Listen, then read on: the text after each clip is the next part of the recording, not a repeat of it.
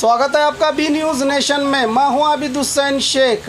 आज की breaking news अभी आई जानकारी के मुताबिक सरकार ने बड़ा ऐलान किया है। जी हां, पिछले दिनों अनलॉक की सूची से जिन जिलों को गायब किया गया था उनकी पॉजिटिविटी रेट के हिसाब से अब राहत देते हुए बीजापुर के लिए बड़ी राहत की खबर। आज अभी प्रिंसिपल सेक्रेटरी सरकार के प्रिंसिपल सेक्रेटरी मंजुनाथ प्रसाद ने एक सरकारी ऐलान जारी करते हुए बीजापुर के साथ साथ अन्य 5 जिलों को भी अनलॉक की घोषणा करते हुए जनता को राहत दी है, जिसमें जिलों के नाम हैं उडुपी, बेंगलुरु ग्रामीण, शिवमोगा, बल्लारी, चित्रदुर्ग और बीजापुर। बीजापुर की जनता के लिए अब सुबह 6 से शाम 5 बजे तक तमाम सुविधा चालू रहेंगी। लॉक दूसरे चरण के चलते जो सरकार ने नियम लागू किए हैं, यानी gym, hotel, bar and restaurant, malls में 50% ग्राहक आ सकते हैं जिनके लिए अनुमति दी है। वहीं हर तरह की दुकानें अब सुबह 6 से 5 बजे तक